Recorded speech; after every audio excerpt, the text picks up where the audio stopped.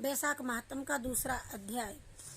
विप्र आगे की कथा कहते हैं, जो द्वारिकापुरी में 3 रात भी ठहर जाता है वह अपनी 11 इंद्रियों द्वारा किए हुए सारे पापों को नष्ट करके स्वर्ग को जाता है। वे विष्णु लोक में जाते हैं जिनकी द्वारिका या कुरुक्षेत्र में मृत्यु होती है, अथवा जो योगाभ्यास में मृत्यु को प्राप्त हुए, अथवा मृत्यु लोक में जिनके मुख से हरि हरि इन 2 अक्षरों का उच्चारण हुआ, वे सभी श्री हरि के धाम को जाते हैं, हरि को प्रिय होते हैं। विप्र जो द्वारिकापुरी में 3 रात भी ठहर जाता है वह 11 इंद्रियों के किए हुए पापों को नष्ट करके स्वर्ग को जाता है।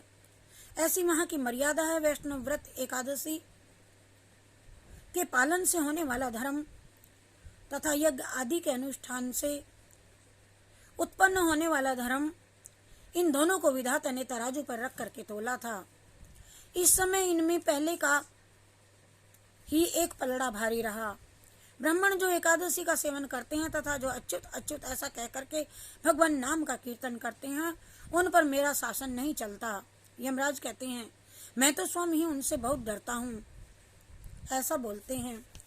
जो मनुष्य प्रत्येक मास में एक दिन अमावस्या को श्राद्ध के नियम का पालन करते हैं और ऐसा करने के कारण जिनके पितर सदा तृप्त रहते हैं, वे धन्य हैं, वे स्वर्गगामी होते हैं।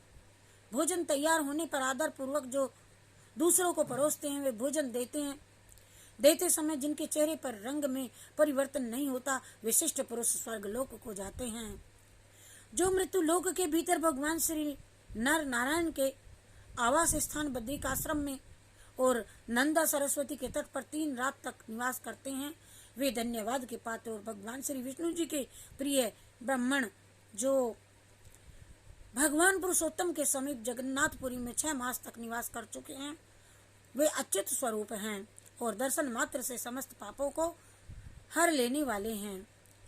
जो अनेक जन्मों में उपार्जित पुण्य के प्रभाव से काशीपुरी में जाकर के मणिकर्णिका के जल में गोते लगाते हैं और श्री विश्वनाथ जी के चरणों में मस्तक झुकाते हैं, वे भी इस लोक में आने पर मेरी वंदनीय होते हैं। जो श्री हरि की पूजा करके पृथ्वी पर कुश और तिल बिछा करके चारों ओर तिल बिखेरते हैं और लोहा तथा दूध देने वाली गाय का दान करके विधि पूर्वक मृत्यु को प्राप्त होते हैं, वे मनुष्य स्वर्ग में जाते हैं। जो पुत्रों को उत्पन्न करके उन्हें पितामहों के पद पर बिठा करके ममता और अहंकार से रहित होकर के मरते हैं, वे भी स्वर्ग लोक के अधिकारी होते हैं। जो चोरी डकैती से दूर रह करके सदा अपने ही धन से संतुष्ट रहते हैं अथवा अपने भाग्य पर ही निर्भर रह करके जीविका चलाते हैं, मनुष्य स्वर्गगामी होते हैं। जो स्वागत करते हुए शुद्ध पीड़ा रहित मधुर तथा पाप रहित वाणी का प्रयोग करते हैं, वे लोग स्वर्ग को जाते हैं। जो दान धर्म में प्रवृत्त तथा धर्म मार्ग के अनुयायी पुरुषों का उत्साह बढ़ाते हैं, वे चिरकाल तक स्वर्ग में आनंद भोगते हैं। और जो हेमंत ऋतु शीतकाल में सूखी लकड़ी, गर्मी में शीतल जल तथा वर्षा में आश्रय प्रदान करता है, वह स्वर्गलोक में सम्मानित होता है। जो नित्य नैमित्तिक आदि समस्त पुण्य कालों में भक्तिपूर्वक श्राद्ध करता है, वह निश्चय ही देवलोक का भागी होता है।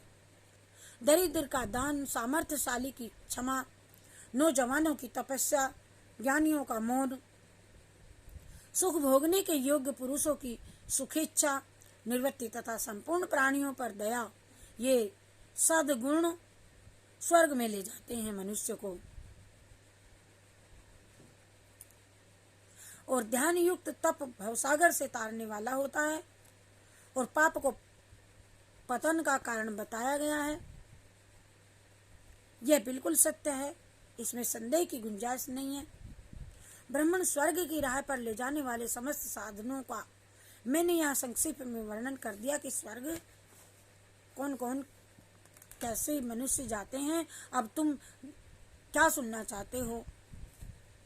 दानम दरिद्रस्य विबहो क्षमित्यो यूनाम तपो ज्ञानवताम नमोनम इच्छा निवृत्तिश्च सुखोचितानाम दया च भूतेषु दिवं नयन्ति।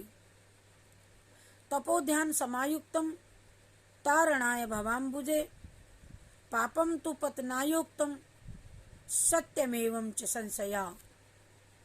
दारिद्र्य दुख भोगादि पापानि सुबहुन्यपि तुलसी हरते क्षिप्रम रोगानि हरित की। हरि शरणं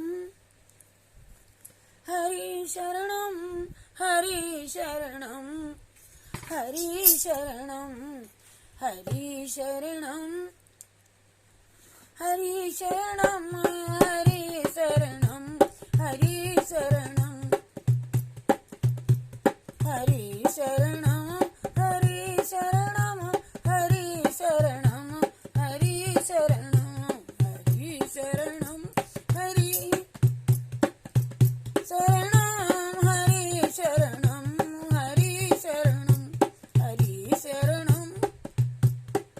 जय वैशाख महात्म भगवान की जय हो। कृष्णार्पणमस्तु, शिवार्पणमस्तु।